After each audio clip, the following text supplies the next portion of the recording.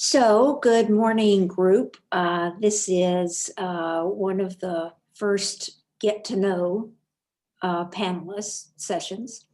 So, I'm uh, bringing you this morning Jane O'Leary, who is our deacon representative on the panel. And Jane, thank you so much for being here and joining us on this. Your love of clerical work, your love of being a deacon is just a delight to us all. So to get started, just, a couple sentences about what it is you do now, and then we'll sort of get into the questions. So what I do now is I'm retired. So as we talk about, me, the diaconate, I want to emphasize, and I think that my story might illustrate this, that I think that the diaconate or being a deacon is something that you are, not what you do. And it's about identity and an evolved identity.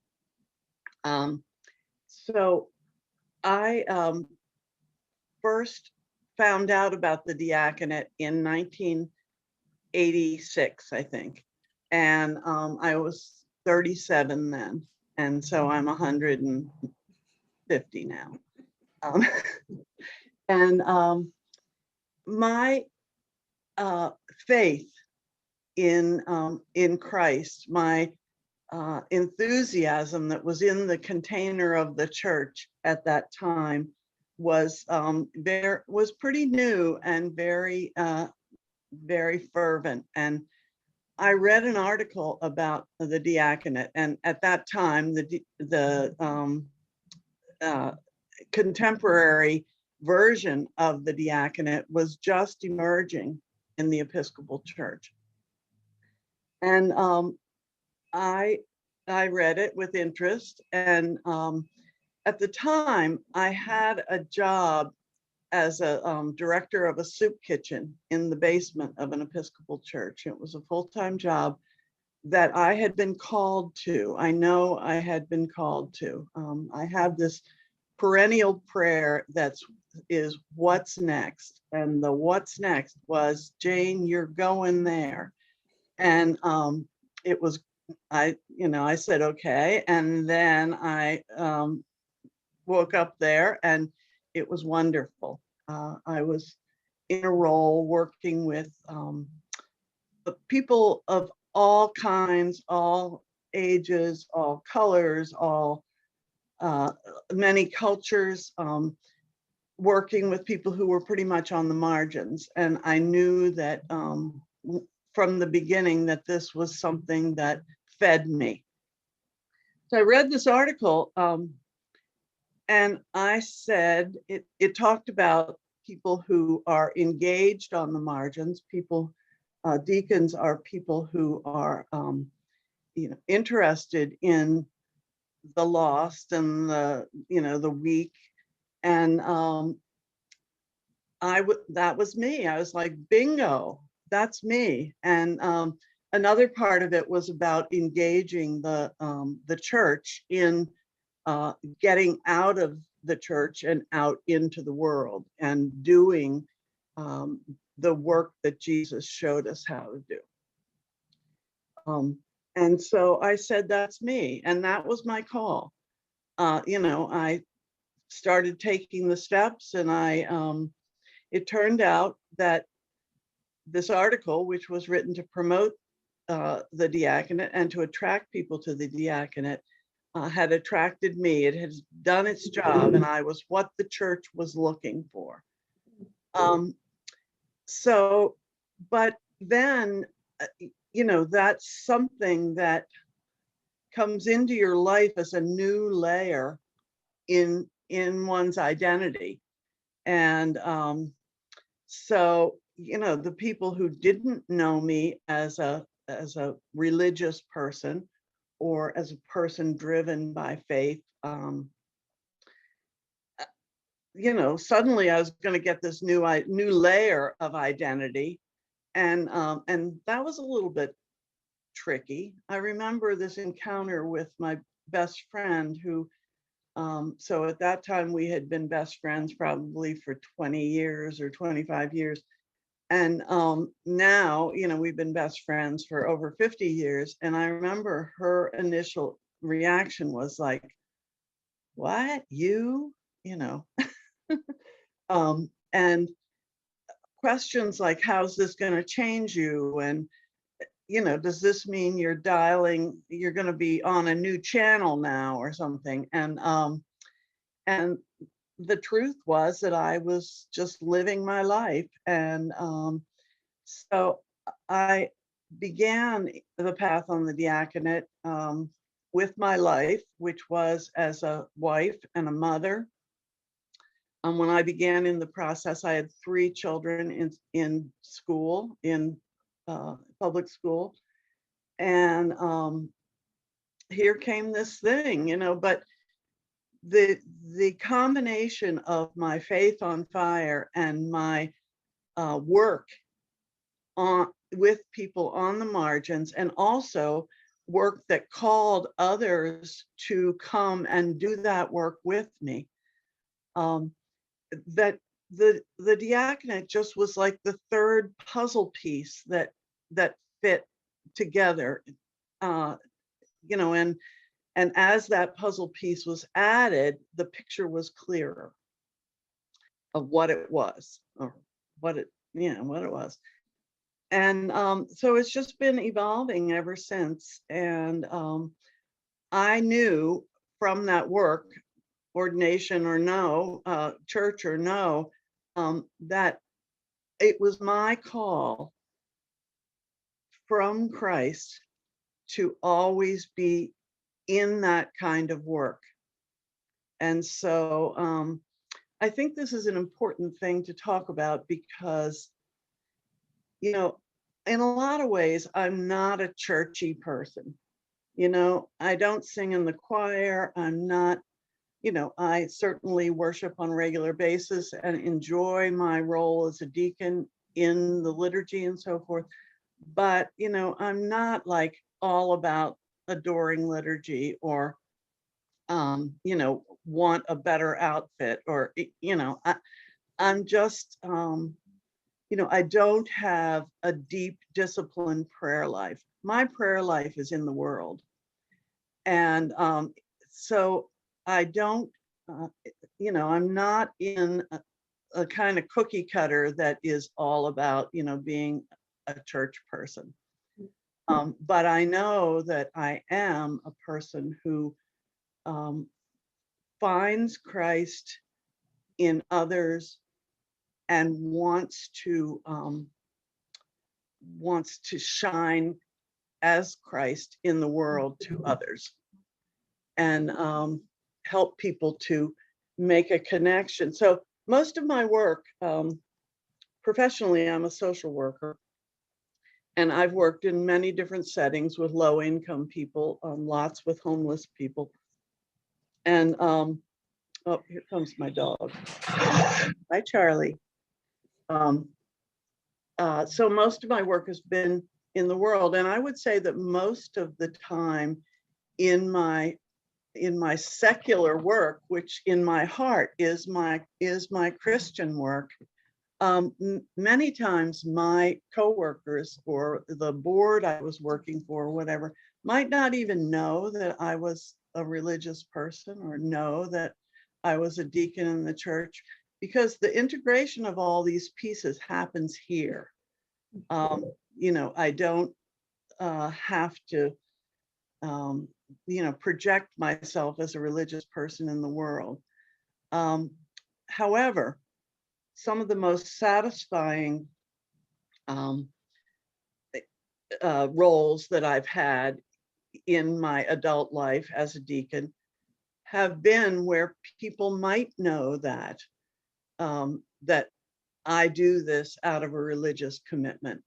So, for example, right now I started by saying I'm retired, and I'll get to what else I do. But I work at a food pantry in Baltimore City, and I have been associated with the parish where that is for many, many, many years. And the people that I see there, neighbors from the community who, come to take part in activities and to, work in the food pantry or to receive food from the food pantry. They know because I'm standing in a church, and I might, open with a prayer that everyone wants to be part of. So they can see that faith connection, and I hope that I am projecting the love of God for them, towards them. They're certainly projecting it towards me. Well, Jane, let me ask you, Mhm. what about the collar? So in your life and in your work, like, why exactly be ordained? The call is there, but does the collar help or the collar get in the way? And you've got a great way of talking about, do you need a collar to do something? I don't need a collar to do anything. um, Mostly I wear a collar when I am connected to church. So when I'm going to church to serve liturgically on Sunday morning and to interact with a congregation that I am serving, in the work that I count as my ministry in the world, um, the collar does not come into play. And, that's probably not typical, but it's me. What can I say? So one time I think you said something about, the question is not, do you need a collar to do that? But does the church need your skills? Is that, am I Oh, saying well, that I right? certainly think that's true. Yeah, you're the one who said it. When you made that question up and said, so tell us about the collar and about your ordination, you know, I I think, having the privilege or the authority to wear a clerical collar is a very minor part of my ordination. So what I want to be doing is modeling for others the love of God and modeling for the church the servanthood of Jesus in the world that he sends us out to do. And so the place where those parts of my identity, my quote work and my church role really come together in a congregation. I have this, I call it the deacon dance. And it has to do with my commitment to stay on the margins and to stay outside of the mainstream in terms of my work and my impact. A bishop I used to work for called it getting your hands dirty. And so I'm committed to keeping my hands dirty and to, along the way, experience the hopes and needs and desires of the people that I meet, and bring those and place them on the altar on Sunday morning and model that dance for the congregation so that they understand that our role as Christians is to go out from the church nourished and to take our gifts and God's love into the world along the way to understand, the suffering and the hurts and the hopes of the world, and to bring them back to the church, and place them on the altar as a sacrifice to God. So can you be specific as in an example of that. I mean, all that, what you've said makes perfect sense and is spot on for the vows in the ordination service. But it's sometimes hard to imagine exactly how that looks. And so the practical bits of that. So can you just, in your vast experience, just pull up an example of what you just said, of bringing something back and placing it on the altar and leading folks out? Well, first of all, I want to say that my diaconal character, um, goes way beyond the church and way beyond any professional work. I mean, I think that I'm a deacon as a parent and as a child, particularly to my elderly parents. And so this probably wasn't the the example you're looking for, but my engagement with caring for my mother at the end of her life was very, very diaconal work. And I wanted to have the privilege of being with her in her suffering. And certainly when I serve as deacon at the altar, I consciously have this routine of thinking or praying the names and the situations that I have collected or seen and placing them on the altar. I'm not performing the consecration, or I'm not busy with that. I'm busy with giving God these needs and hopes. And so I don't know if that's a good example or not. Yeah, that's a great example. The point being that it's in my whole life. It's about, my life is my prayer, I hope. And other examples that I think have been really important is in congregations to make myself focused out into the world in terms of out into the neighborhood, and to help the congregation to have an awareness of where they are, what part they play in the community, and who they are and who they can be in a community. I'm always very interested, at it around a church. People, particularly in a city, come to churches or hang out around churches. And if we open the doors and look around, there are folks out there who are looking for God's love. They might not come over the threshold. And I really want to encourage that relationship with the communities where churches are. And, sometimes I've said to a priest, you might not like what I have in mind, but I want to invite those people in. I want to not have a divide between the haves and the have-nots.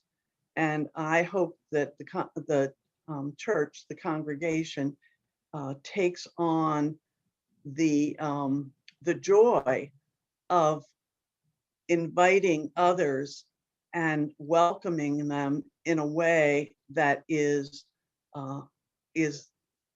accessible, not intimidating, and embracing. And so that the we and they melts away and it's the us. I don't know if that's another example. Yeah, that is. So a little bit mindful of our time, but what's not been said here is how this evolving identity. And one of your identities that I was aware of course, you were archdeacon.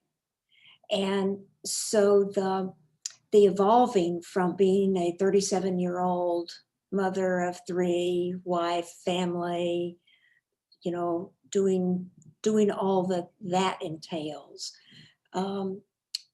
to this growing responsibility and authority within the structure. Um, Can you just say something in there about how that identity evolved as you've done these different things? Um, well, uh, I'm I'm gonna not spend too much time trying to figure out the question, Yeah, but yeah, sorry. no, that's all right. I think that my authority to be archdeacon, and the bishop did not say this to me, or nor did I make an application and say, well, here's some bullet points, but that my authority comes from my experience and my commitment and my belief in the diaconate of the whole church. And so I brought those things, and then had the responsibility for some oversight and pastoral oversight of deacons.